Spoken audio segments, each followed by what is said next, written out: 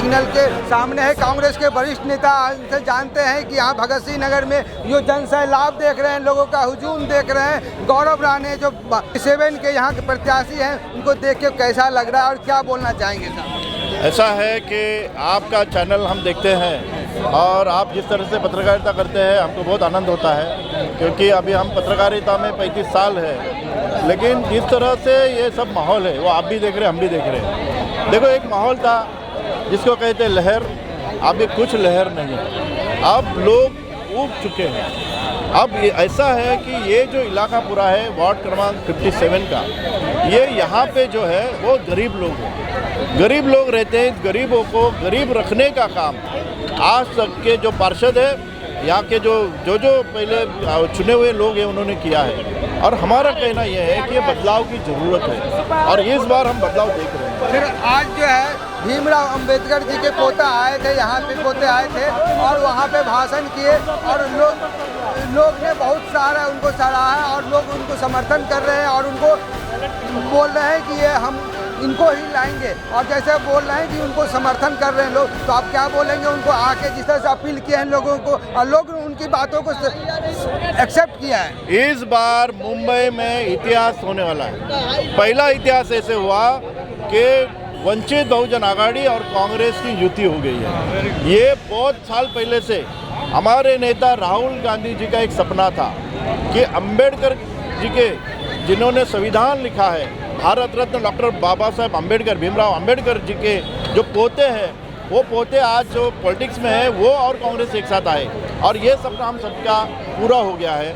मुझे लगता है कि इतिहास होने वाला है। अभी हम देखेंगे, आप क्यों भी पंजाब में जाओ, तेलंगाना में जाओ, सब जगह जहाँ पे भी जो लोकल बॉडी की इलेक्शन है, उसमें बीजेपी 7वें नंबर पे गई है। और अभी ये 2 ताकतें मुंबई में एक साथ आई है और इसका जो आपको इतिहास दिखेगा वो हम बहुत खुश है। पहले तो ऐसा है कि कांग्रेस के जो लीडर कार्यकर्ता हैं, उनमें एक विश्वास आ गया कि वंचित बहुजन आघाड़ी हमारे साथ है। दूसरा एक है कि आज आपने देखा भीमराव अंबेडकर, जो बाबा साहब अंबेडकर के पोते हैं, ये पहली बार उन्होंने ऐसा किया कि कांग्रेस के जो प्रत्याशी है उसके लिए चुनाव में आ गए हैं। तो ये एक अपने आप में एक इतिहास है और मुझे लगता है कि लोगों को आप देखो क्या उत्साह है। ये उत्साह मुझे लगता है कि कांग्रेस का यहाँ का जो हमारा उम्मीदवार है 57 का गौरव राणे, इनकी जीत तय है। सर, बेसिकली ये जो है वार्ड का इलेक्शन है, वार्ड में मुख्य मुद्दा होता है गटर, नाला, पानी, मीटर, इन सब चीज़ों पे ही अटका रहता है। लेकिन अभी भी देखने जा रहा है, बिहारी है, भैया है, कटोगे तक बटोगे, हिंदू एक है तो सिर्फ है हिंदू और मुस्लिम, इस तरह की राजनीति देखने को मिल रहा है। तो आप क्या बोलना चाहेंगे इस तरह की राजनीति, राजकारण पे? ऐसा है कि मैं बार बार बोल रहा हूँ, 57 का जो मसला है ये गरीबों का मसला है और यहाँ पे आज तक जो चुन के आए उन्होंने कुछ नहीं किया। जो आप कह रहे हैं वही जो सिचुएशन है वो 20 साल पहले थी, आज वही है। पहली बार ऐसे हुआ था कि लास्ट इलेक्शन में जो बीएमसी की इलेक्शन हो गई, उस इलेक्शन में माधवीताई राणे 500 मतों से उनके हार हो गई। लेकिन माधवीताई राणे हो या गौरव राणे हो, एक दिन भी घर पे नहीं रहे, चाहे हम चुन के आए न आए, लोगों के साथ वो खड़े हैं। एकमात्र है माधवीताई और गौरव कि आप सुबह उनके पास जाओ, हमारा पानी नहीं आ रहा, वो आपके साथ आएंगे। आप दोपहर में जाओ, पुलिस आए हैं, और या फिर हमारे यहाँ कचरा है, वो आपके साथ आएंगे। आप रात को जाओ, वहाँ पे बिल्डर ने कुछ लोगों के साथ कुछ अलग बात की है, बिल्डर उनको फंसा रहा है, तो रात को ही आएंगे।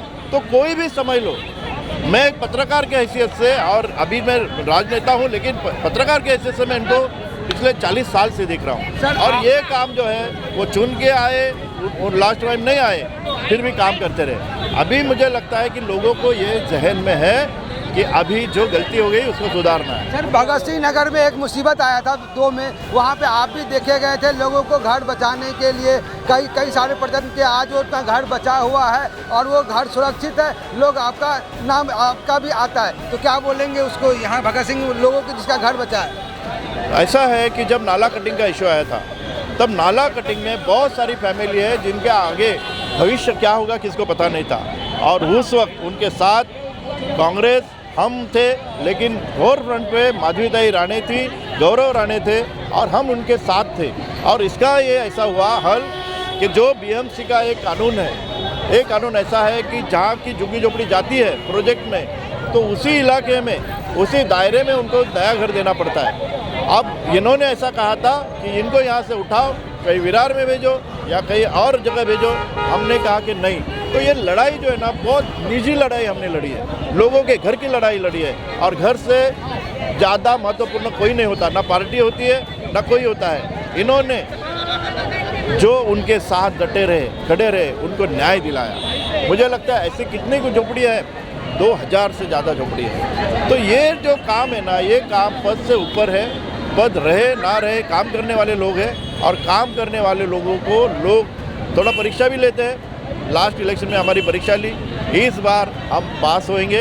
लोग हमारे साथ हैं, लोगों के सामने काम है। और आप भी जानते हैं, आप तो यहाँ पे गोरेगांव में सब आपको मालूम है इशू। ये इशू में कौन है आप बताओ? ये इशू में कांग्रेस है। और कांग्रेस अभी एक पर्याप्त है। जो हमारा था पहले, जो दलित मतों का बंटवारा था, इस बार हम सब साथ में हैं। और मुझे लगता है कि ये ताकत लोगों की ताकत बननी चाहिए। गौरव राणे आएगा वो बात अलग है, लेकिन गौरव राणे आने के बाद पब्लिक की ताकत बढ़नी चाहिए। गौरव राणे आने के बाद हमारी ताकत बढ़नी चाहिए। जो अन्याय में है उनको न्याय मिलने के लिए ताकत बढ़नी चाहिए, और वो ताकत मिलेगी ऐसा मुझे लगता है। जब गरीबों पे, लोगों पे मुसीबत आता है तो सिर्फ और सिर्फ कांग्रेस के ही लोग खड़े होते हैं। सुख में खड़े हो ना हो, दुख में ज़रूर आते हैं। ऐसे हमारे कांग्रेस के वरिष्ठ नेतागण हैं जो हमेशा दुख में ज़रूर दिखते हैं। जब झोपड़पट्टी टूटने की बात हुई, किसी की आशियाना टूटने की बात हुई, ज़िंदगी भर की कमाई पूंजी लूटने की बात आई, तो सिर्फ कांग्रेस के ही लोग देखने को मिले थे। हम आशा करते हैं कि ऐसे लोग ही चुन के आए और ऐसे लोग ही आगे बढ़े, जो समाज के लिए खड़ा हो, जन कल्याण के लिए खड़ा हो और अपने धर्म समाज के लिए खड़ा हो। बोल भारत माता की जय, वंदे मातरम।